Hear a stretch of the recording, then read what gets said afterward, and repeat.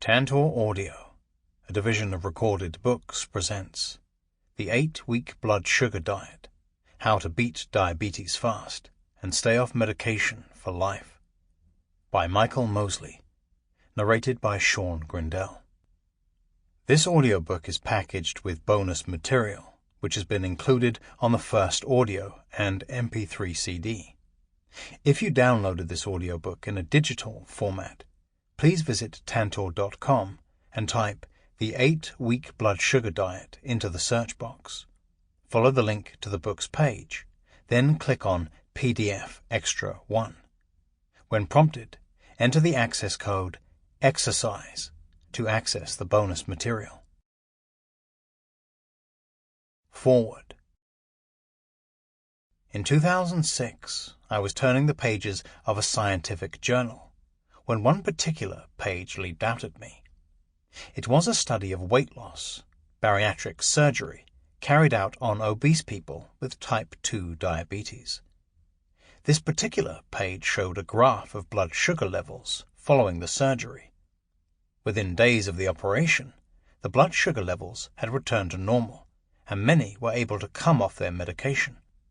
This was a striking finding because it was believed that type 2 diabetes was a lifelong, irreversible disease. People are usually advised that they have a condition that requires first pills, then possibly insulin, and they must get used to living with diabetes. But what really grabbed my attention was the fact that the return to normal blood sugar levels was so rapid. This fit in with the theory I was developing at the time, that type 2 diabetes is simply the result of too much fat in the liver and pancreas interfering with insulin production. The sudden return to normal blood sugars had nothing to do with the surgery itself, but merely that eating had suddenly been cut down. If this theory was right, type 2 diabetes should be able to be completely reversed by food restriction alone. Science moves slowly and carefully. Any hypothesis has to be tested rigorously. Over the last decade, my research team and others working at Newcastle University have been investigating, in detail, the underlying mechanisms. We have developed new ways of measuring fat inside the liver and pancreas using powerful magnetic resonance scanners. Now, we have completed careful studies which have shown that people who really want to get rid of their type 2 diabetes can, in just 8 weeks, lose substantial amounts of weight and return blood sugar to normal or near normal. They remain free of diabetes, provided they keep the weight off. We have shown that it is possible to reverse a disease that is still widely seen as irreversible. So what is the long-term impact on overall health? Are there drawbacks for some people? To answer these and other important questions, Diabetes UK has funded a large study in primary care that will run until 2018. In the meantime, I am delighted that Dr. Mosley is highlighting the importance of using weight loss to control blood sugar levels. His great skill is in communicating medical science and relating this to everyday life. In this book about the biggest health problem of our time, he pulls together hard scientific information from reliable sources. He weaves a tapestry that conveys great depth of understanding, illustrated by many individual stories. He makes the important point that there is not one diet which suits all, and describes alternatives in a helpful fashion. The relevance of increased daily physical activity as part of long-term avoidance of weight regain is nicely summarized, as is the important interaction between mind and body. If you have type 2 diabetes and are interested in trying to regain full health, this is a book for you. If the condition runs in your family, then pass the book around the family. In the 21st century, we individually have to counteract a phenomenon new to our society. For the first time in 200,000 years of Homo sapiens evolution, we need to learn how to avoid harm from the ever-present excess of food. Dr. Roy Taylor, November 2015. Introduction. Millions of us have high blood sugar levels, and many don't know it.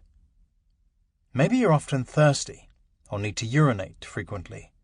Perhaps you have cuts that are slow to heal, or you are unusually tired, or, far more likely, you have no symptoms at all. Yet, raised blood sugar is very bad news. It speeds up the aging process, leads to type 2 diabetes, and increases your risk of heart disease and stroke. This is a book about blood sugar. It is about the epidemic of type 2 diabetes that has engulfed the world in recent years. It is also about the insidious buildup of blood sugar that precedes type 2, pre-diabetes. This is a wake-up call, a warning. But there's no point in highlighting a problem unless you can do something about it. So if you have type 2 diabetes, I'm going to introduce you to a diet that in just 8 weeks can reverse it. If you have pre-diabetes, I will show you how to stop it from progressing. Why do I care? Because a few years ago, I was diagnosed as a type 2 diabetic, my blood sugar out of control. First, a bit of background. I trained as a doctor at the Royal Free Hospital in London. After receiving my degree, I pursued a career in journalism, and for the last 30 years I have been making science and health-related documentaries for BBC television, first behind the camera, more recently as a presenter. I've reported on many of the great medical issues of the last 3 decades and interviewed numerous experts on the huge range of topics. This experience has given me a unique perspective. So I'm not exaggerating when I say that the recent rise in diabetes plus obesity, is truly scary. To be honest, for most of my career, I was not particularly interested in nutrition. There was next to nothing about the effects of food on the body in my medical training, beyond the obvious eat less, get more exercise, which may be true, but by itself is completely unhelpful advice. A decade ago, if you had asked me what I knew about diets, I would have told you with great certainty that the best way to lose weight was gradually and with a low-fat diet. A pound or 2 a week was best, because if you went faster, you would wreck your metabolism and end up yo-yo dieting. I occasionally tried following my own advice, lost a little weight, then put it straight back on. I didn't realize at the time just how bad my advice was. Then, 3 years ago, I went to see my doctor and had a routine blood test. A few days later, she phoned to say that not only was my cholesterol too high, but also my blood sugar was in the diabetic range. I was shocked and wondered what to do, because even then I knew that this is not a trivial disease. I shouldn't have been surprised. Blood sugar problems are often inherited, and when my father died at the relatively early age of 74, he was suffering from a wide range of diseases, including type 2 diabetes, heart failure, prostate cancer, and what I now suspect was early dementia. Rather than start on a lifetime of medication, I decided to make a documentary for the BBC in which I would seek out alternative ways to improve my health. While making this documentary, Eat, Fast, Live Longer, I came across the work of scientists such as Dr. Mark Mattson at the National Institute on Aging and Dr. Krista Varady at the University of Illinois at Chicago, who were researching something called intermittent fasting. Years of animal research and numerous human trials have shown the multiple benefits to be had from periodically reducing your calorie intake. These include not only weight loss, but improvements in mood and memory. So I went on what I called the 5-to-2 diet. Eat normally 5 days a week, cut calories to around 600 on the other 2 days.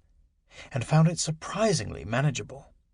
I lost 20 pounds in 12 weeks, and my blood sugar levels and cholesterol levels returned to normal.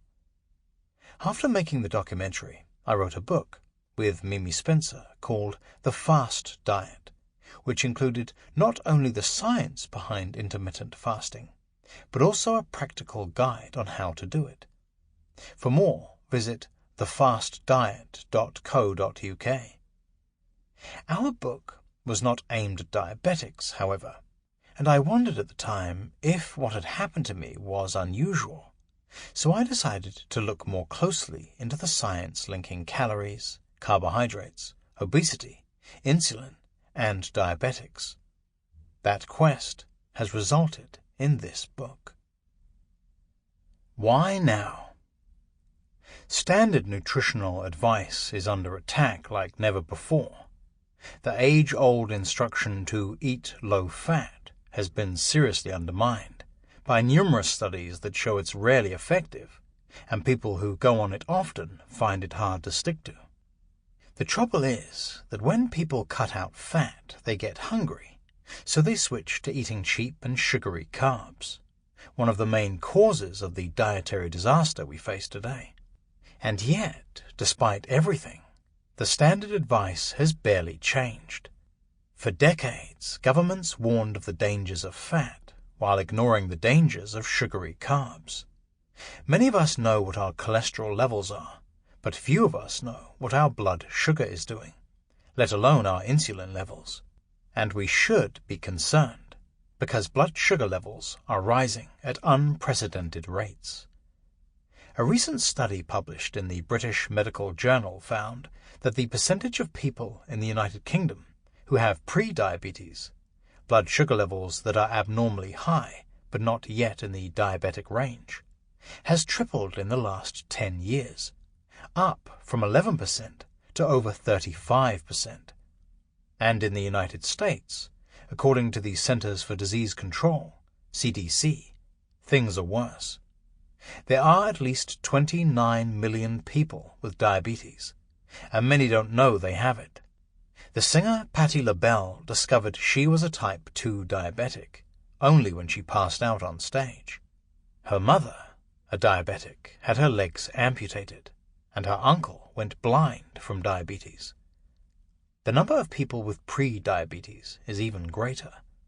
The CDC estimates that it affects 86 million Americans, with fewer than 1 in 10 being aware they are at risk. People of Asian descent are particularly vulnerable. Researchers recently estimated that more than 100 million people in that country now have diabetes, while 500 million have pre-diabetes. Again, most are blissfully unaware. And pre-diabetes matters, not just because it normally leads to diabetes, but because it is closely linked to metabolic syndrome, sometimes called Syndrome X or insulin-resistant syndrome. You may or may not have heard of metabolic syndrome, but it is incredibly common, and it is on the rise. 10 years ago, I'd never heard of it. Now, it's everywhere. Metabolic syndrome is also known as the deadly quartet, because, in addition to raised blood sugar, it includes hypertension, abdominal obesity, and abnormal levels of cholesterol and fat in the blood. Linking them all is the hormone insulin, which you'll be reading a lot more about in this book. If you have pre-diabetes, and unless you've been tested you won't know, then there's roughly a 30% chance that you will go on to develop diabetes within 5 years. The actor Tom Hanks was warned by his doctor that he was likely to become a diabetic well before he did, because of persistently high blood sugar levels. Hanks was not particularly overweight, but he was probably carrying too much weight for his particular genetic makeup. I'll be talking more about personal fat thresholds later. Once you tip from pre-diabetes into diabetes, you will be slapped on medication faster than you can say Coca-Cola. In the process of researching this book, I received an email from the daughter of a diabetic. My mom is embarrassed, she writes. She thinks it is her fault that she has developed type 2 diabetes. She has always been ashamed of being overweight, and yet, despite her best efforts, has never been able to lose the weight. She has not even told my dad, who she lives with, that she has diabetes, and she has only told me because I saw her taking some pills and asked her what they were for. Pills are the obvious answer, but they don't treat the underlying disease, and there are questions about their long-term effectiveness. Anyway, I'm convinced there are a lot of people who, given the opportunity, would rather get healthy through lifestyle changes than resort to a lifetime on drugs. The tragedy is that they are rarely given the chance. In this book, I'm going to make the case for a different and surprising way to combat diabetes and rising blood sugar, and that is to go on a rapid weight loss diet. But surely, I hear you say, that's crash dieting, and crash dieting always fails, doesn't it? You end up putting back on all the weight you lost, and more. Well, no. Like anything, it depends on how it is done. Done badly, a very low-calorie diet will cause misery. Done properly, rapid weight loss is an extremely effective way to shed fat, combat blood sugar problems, and reverse type 2 diabetes. I'm going to take you through the science and demolish many common myths around dieting. And on the way, you're going to have to embrace some radical ideas. I will introduce you to Dr. Roy Taylor, an inspiration for this book. Dr. Taylor is one of Europe's most respected diabetes researchers, and he has shown in several trials that a very low-calorie diet can, in just a few weeks, do what was once seen as impossible: reverse type 2 diabetes. You will also meet the people who have used his approach to diet their way back to health. Carlos, a man on the brink of death, and who now feels and looks 20 years younger. Lorna, who had no idea her blood sugar was out of control, because she was a fit, healthy vegetarian. Jeff, who is about to have his foot amputated, and who wants to save others from going down the same road. Cassie, a nurse who developed type 2 diabetes when she was just 24. After beginning on insulin, she, like many others who start taking medication, put on lots of weight. So much so that she was recently offered weight loss surgery. By following the diet outlined in this book, she lost 45 pounds in 2 months. She is no longer taking medication and has never felt better. And there's my friend, Dick, who also lost about 45 pounds in 8 weeks and reversed his blood sugar problems while still enjoying his food and drink. A year later, he is in the best shape I've seen him in for a long time. These people are not exceptional, despite being told by their doctors it won't work and you'll never stick to it. Hundreds of others have done the same. After losing weight, the real challenge, of course, is to keep it off. I will give you clear guidance on the changes you'll need to make to ensure your weight remains steady.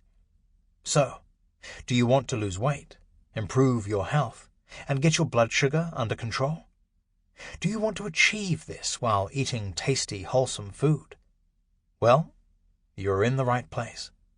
In the next few chapters, I'm going to explain why blood sugar matters and what happens if you don't do something about it. But first, I want to tell you about John. I found a way to live and to eat. John remembers the moment when he first heard he had type 2 diabetes. It was March 17, 2012.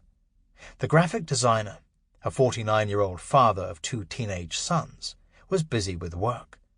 His phone rang. It was his doctor's receptionist. "You need to come in right away. Do you feel okay?" she asked anxiously. "Is there someone there with you?" "I think they were worried I was about to go into a coma," John says. Like many people with this condition, he had no idea that he had a problem. Yet his recent test had shown that his blood sugar levels were more than 3 times the limit of what is considered normal. People in John's age group are developing type 2 diabetes faster than ever before, edging out adults over 65, the group that's traditionally been linked with blood sugar problems. John was put on medication and sent off to talk to nutritionists and dietitians. What followed was months of conflicting advice. One expert told him to eat a whole pineapple every day. Another recommended cereal every morning. No one suggested cutting back his calories, despite the fact that he weighed 294 pounds. When he heard about the blood sugar diet, he was immediately interested. It made sense. He liked the fact that it got quick results. He liked the simplicity. He waited to start until the day after his 50th birthday party. He was hungover, yet despite feeling terrible, he was ready to begin a new way of eating, which he now says has been life-changing. He lost 19 pounds in the first week. Let me repeat that. 19 pounds. That's how much a car tire weighs. Much of that would have been water, but still, it was impressive. He was astonished and immediately motivated to keep going. For the first time, he remembers being able to wear socks and not feel the elastic digging into his swollen ankles. He dropped 1 jean size in 7 days. It was such a spur, he says, looking back. I could see right away that this was going to work. John is a warm, funny guy who likes to party, so he fell off the wagon repeatedly. I didn't beat myself up, he says. I'd just start up again the following day. Once I got going, I stopped thinking about it as a diet. I just decided that this is the way I was going to eat. He started walking more and went places by bicycle, further burning up the fat stores. In 3 months, he lost 50 pounds. Friends and family say he looks 20 years younger. He is no longer on his diabetes medication. His blood sugar results are normal. He uses words like control, habit, and automatic. This feels entirely sustainable, he says. I found a way to live and to eat. To eat and to live. That's what this book is all about. The Blood Sugar Diet. A short, sharp, and effective solution to blood sugar problems. Based on scientific trials. A clear, precise 8-week plan. Inspiring stories of other people's success. Advice on what to do after you've lost the weight. Section 1. The Science. Chapter 1. The Obesity Epidemic. Why we're in the state we're in. John had a serious weight problem, but so increasingly does the rest of the world. And this has not crept up on us gradually. People became a bit heavier in the years after World War II, but obesity took off in a spectacular fashion at the beginning of the 1980s. In a single generation, it swept the globe. The fattest people on Earth now live in places like Mexico, Egypt, and Saudi Arabia. Countries like China and Vietnam, though still relatively lean, have seen the numbers of overweight adults triple in less than 40 years.